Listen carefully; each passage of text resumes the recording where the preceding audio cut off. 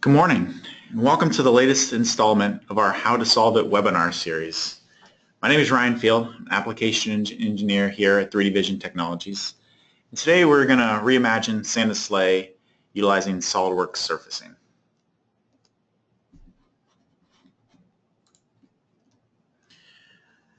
So first off, I wanted to again give credit to the model that we're going to be basing our design off today.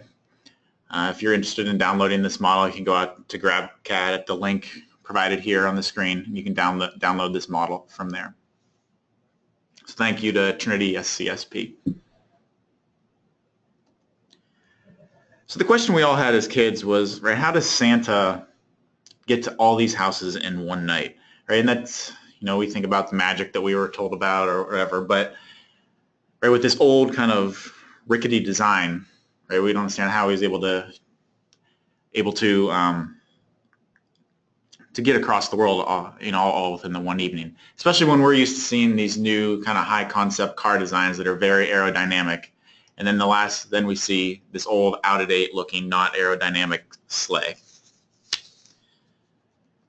So that's kind of what we want to do today over the next 20 minutes or so, is basically reimagine that sleigh, design a new fairing to put over top of that sleigh to look more aerodynamic, make it seem more realistic that he can get across the world, in one evening. So we're going to do that utilizing SOLIDWORKS surfacing.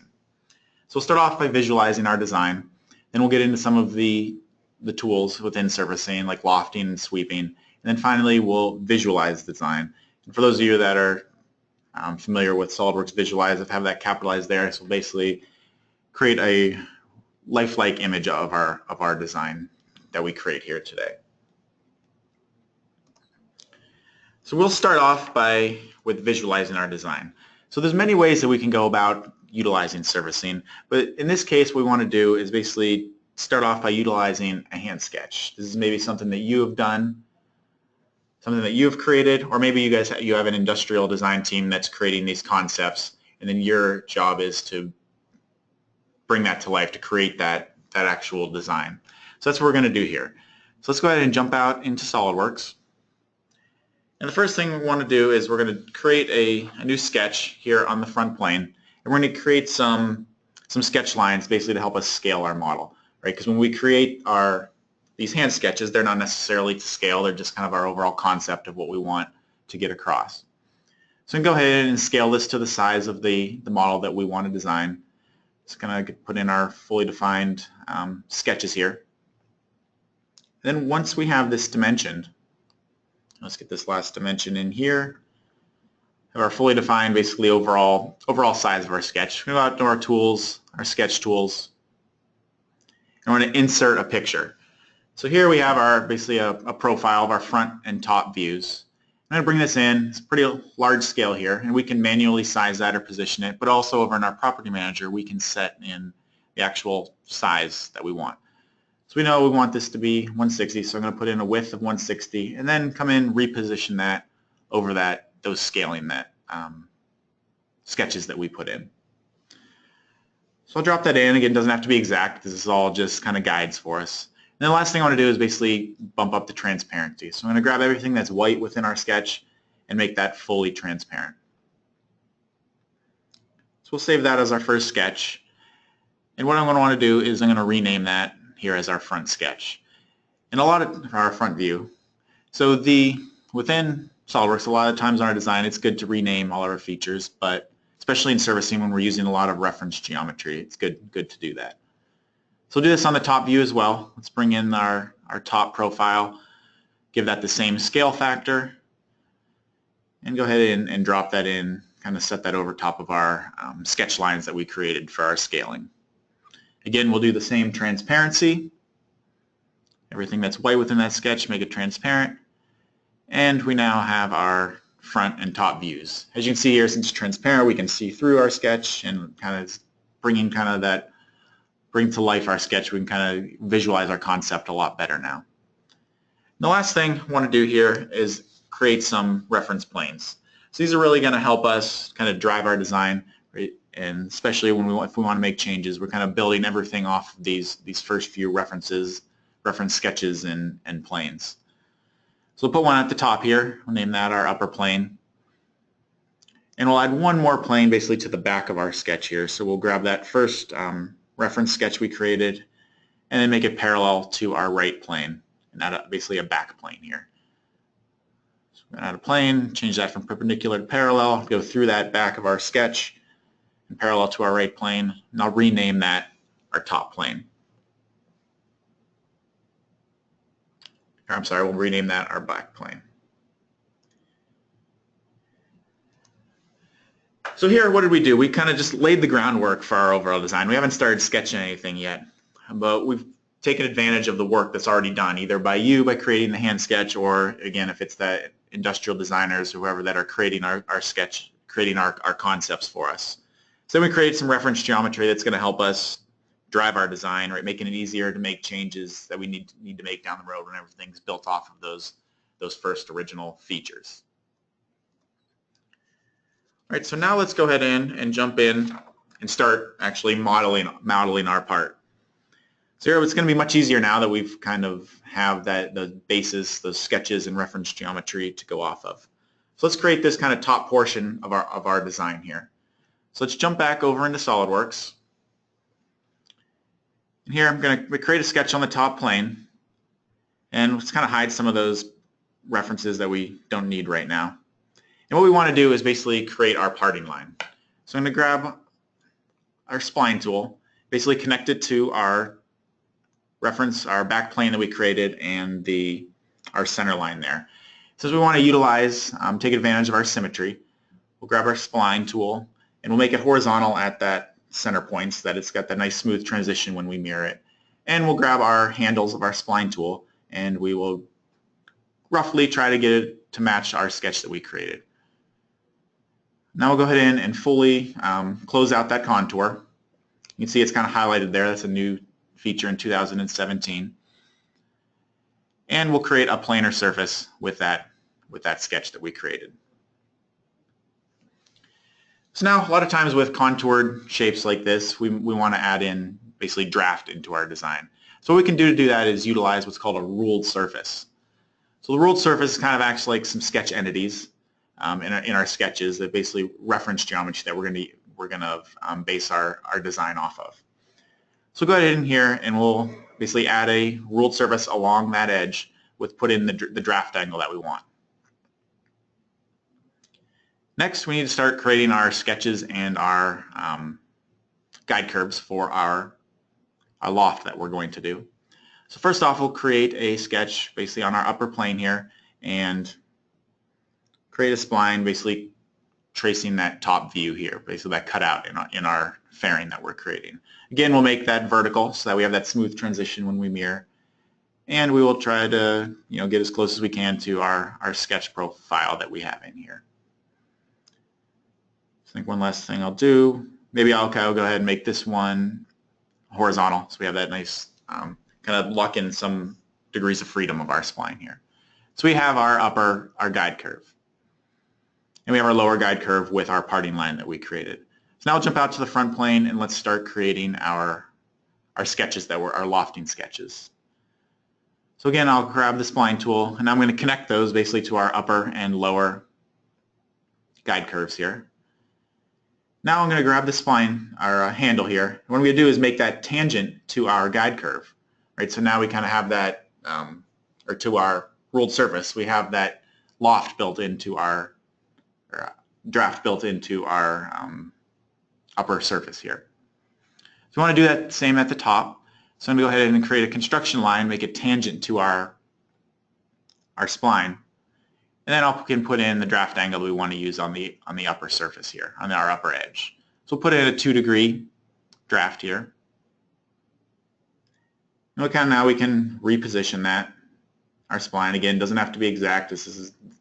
That sketch is right just there to guide us. And we have our first lofted sketch.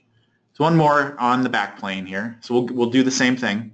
We will grab our spline tool and we will connect it to our upper guide curve and to our lower guide curve, which was our parting line that we created. Again, we'll kind of put in that same tangency to our ruled surface. So we have that draft in our part. And we'll do the same thing at the top. add in that construction line and make it tangent to our guide curve, or to our spline. And we'll dimension that draft angle that we want to put into it. So we will put, again, a 2-degree draft on here. And now we can reposition our handles to kind of get us that profile that we're looking for. Again, we could have actually put in a third sketch here, so we wanted to basically trace a third profile here. But we can also just kind of reposition that, eyeball it how we get it into the position that we want it to. Reposition that to kind of get that rounded edge that we want there. And we have our 2 lofted sketches. And again, if you're familiar with creating lofts and with solids, or we could create more sketches in here, that sketch profiles to loft between. But for the purpose of this, we'll just create our front and our end sketches. So now go in the loft tool and sketch our 2 profile, or grab our 2 profiles. Make those end conditions normal to the profile. And again, we can reposition these to kind of change our guide a little bit. And we'll grab our 2 guide curves to kind of finish out the loft here. So now we have our upper lofted surface. If we want to build, if we decide that doesn't have enough kind of curvature, we don't have enough control over that, we can actually go right into it and add another lofted sketch into our loft here. So this is instead of having to delete the feature and going back in and recreating the whole loft feature, you can go in, create that, and then go and edit that sketch and kind of reposition that how you want it to get the better, more curvature in our part. But for purpose of our design here today, this looks pretty good.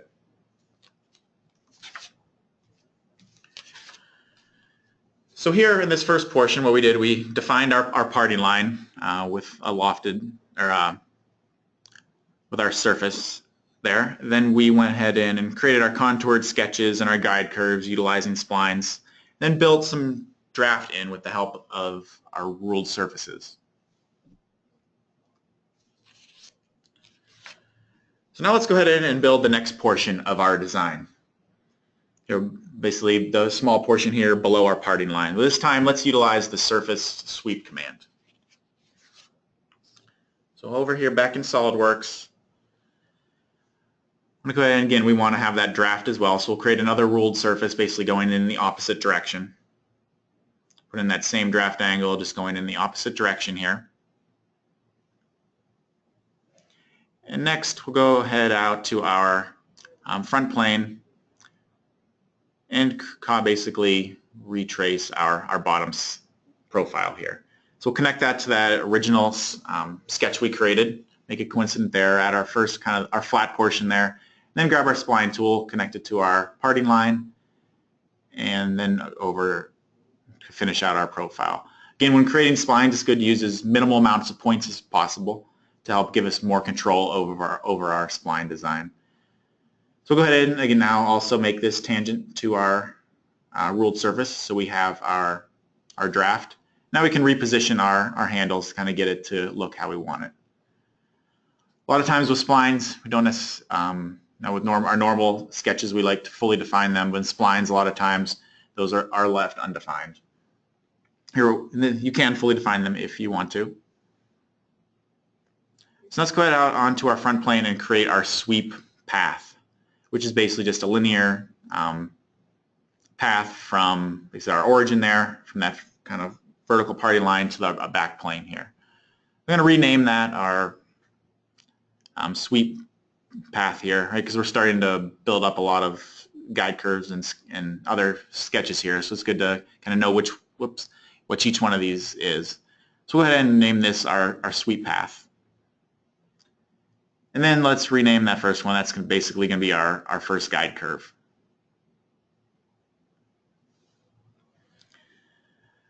So now what we need, we have our guide curves. We need to create basically the profile. So here we'll grab our right plane, and we're going to utilize ellipse tool. We could use a partial ellipse. I find it easier just to use a regular ellipse and then trim off the portions that we don't need. So I'm going to add in our ellipse here. And we're going to pierce our bottom point here to our guide curve. It's going to basically follow that as it's going through following the path.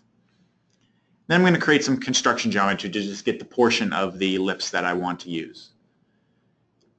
So I'm going to create basically that draft angle that we've been using. Let's go ahead and put in 4 degrees here. And I'm going to create some other reference geometry here, create another line here so we can trim away the portions of the ellipse that we don't need. So add in our line here, and now I'm going to trim away that large portion and the portion in between our angle here. Now we're just left with the portion of the ellipse that we need. That's our profile for our sweep. And the last thing we need to do to fully define this is pierce this to our other guide curve, which is basically our parting line here. So I'm going to rename that one our sweep profile. And now we have what we need to utilize to create our sweep. So I'm going to go up into our Surfaces tab here, grab our Sweep Surface tool, grab our profile and our path. Whoops, actually, let's step back out of here for a quick second and let's hide that original front view so we can see the actual sketch that we just created. Let's grab the sweep path, our profile and our path sketches. Right now it just looks like a linear extrusion until we grab our guide curves here.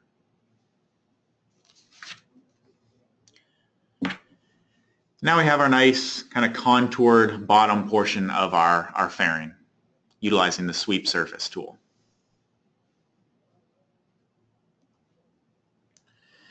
So here we used a lot of the same tools that we did when we created our loft. Right? We used the ruled surface to get our draft, created our profiles and our guide curves utilizing splines. Then we also employed the ellipse feature to help us to create that changing profile, the profile sketch that will be following our sweep.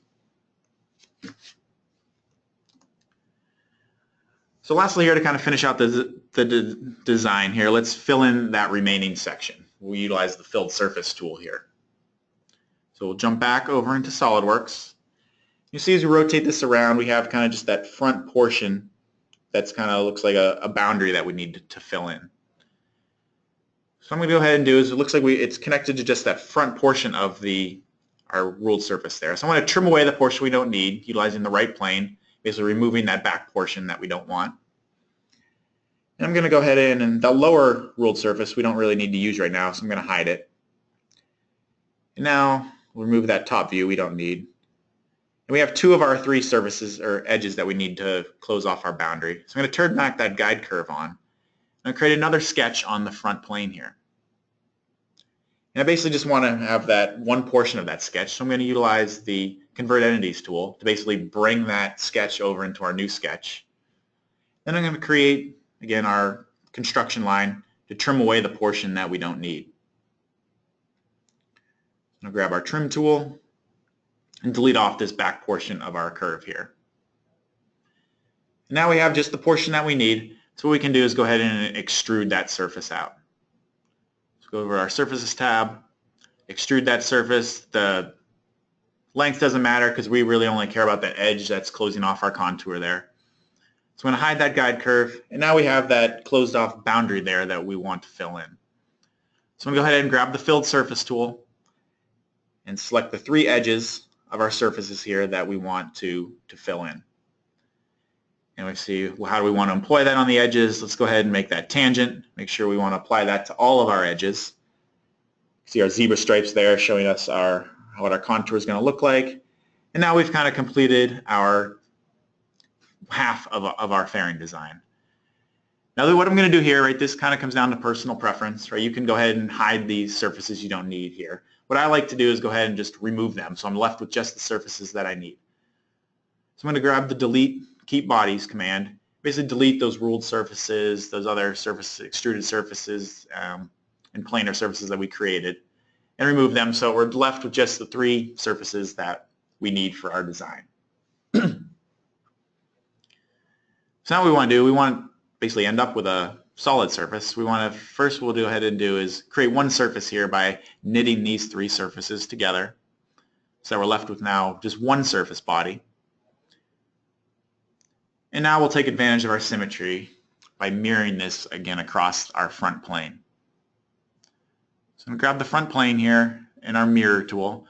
We want to mirror that full body over. So we'll go into our bodies to mirror feature, our field here, and mirror that entire body over. What we also want to do is knit those surfaces together so that again we're left with just one surface. So now we have our full design of our fairing that we can apply to our sleigh. Except the one thing we need to do is add some thickness to it. Right now we just have a zero thickness surface. So we'll go ahead and use the thicken tool, apply the thickness that we want, and choose our body to apply that thickness to, which way we want that thickness to go. And we'll say OK. So now we have our fully designed fairing, right, with the thickness that we want and that overall kind of third dimension that we want to create, add to our design.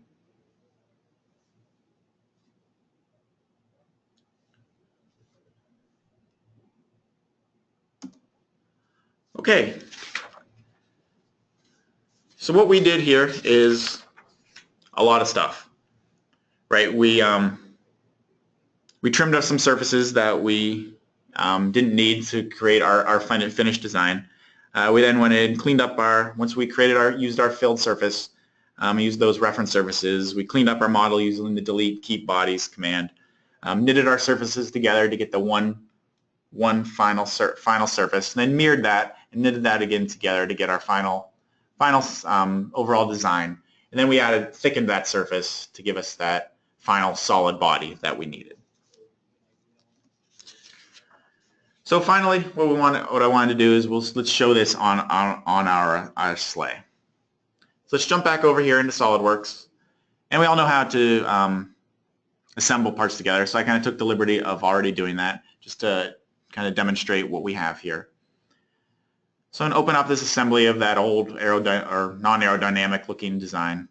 Let's show that fairing right over our design here, and it looks makes that sleigh look a lot more realistic that he can get across the world right in one night with a much more aerodynamic design. So a couple other things I did here is I added some appearances. I added a windshield, and that was just simply doing created another plane and created another loft to add that appearance in, or to add that windshield in. And then for the text, that's an enhancement from 2017, which is enhancement to the wrap tool, where the wrap tool before was a great tool. We could just wrap on cylindrical and conical faces. But now in 2017, not only can we wrap on any surface, you can wrap across multiple surfaces at the same time. So really enhancing the power of that wrap feature. And finally, like I said, we wanted to visualize our design. Right? That's what I did was then took this model here and imported it and exported over into SOLIDWORKS Visualize to create a much more realistic rendering of our design, a much more lifelike design that really can impress your marketing team, your management, and more importantly your customers to really bring to life that design that you've created. So if you're interested more in SOLIDWORKS Visualize, actually one of my colleagues, Brandon Elms, did a webinar a few weeks ago called SOLIDWORKS Visualize, What You See is What You Get. So if you're interested in learning more about Visualize, I encourage you to go out and check out his webinar.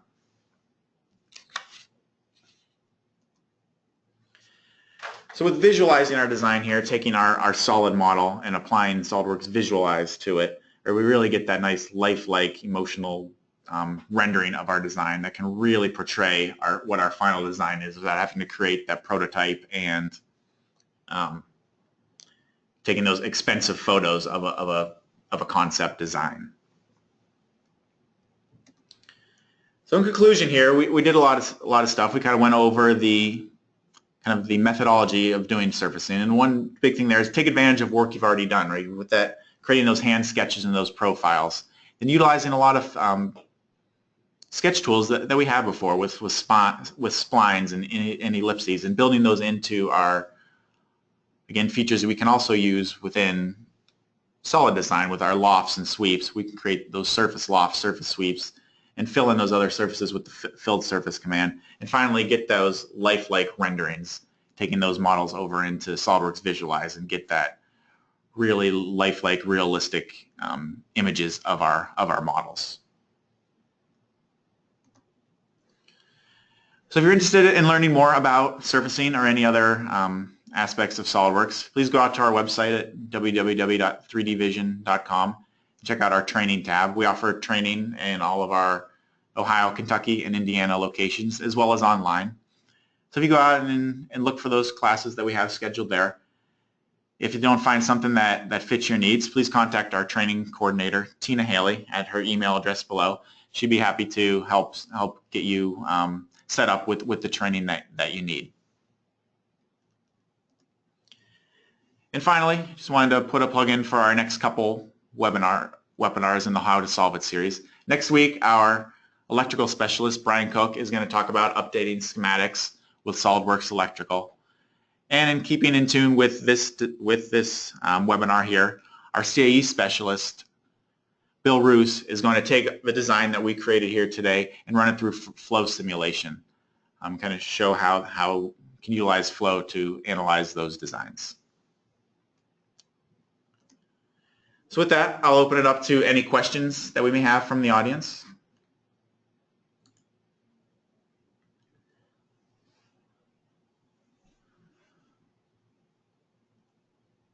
If you have any questions, please just type them into the questions section of the webinar.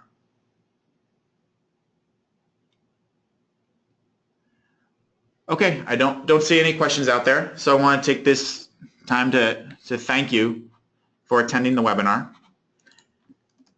And if you would like to review this webinar again, it will be posted on our YouTube channel, I believe, on Friday. So again, thank you for attending. Have a good day.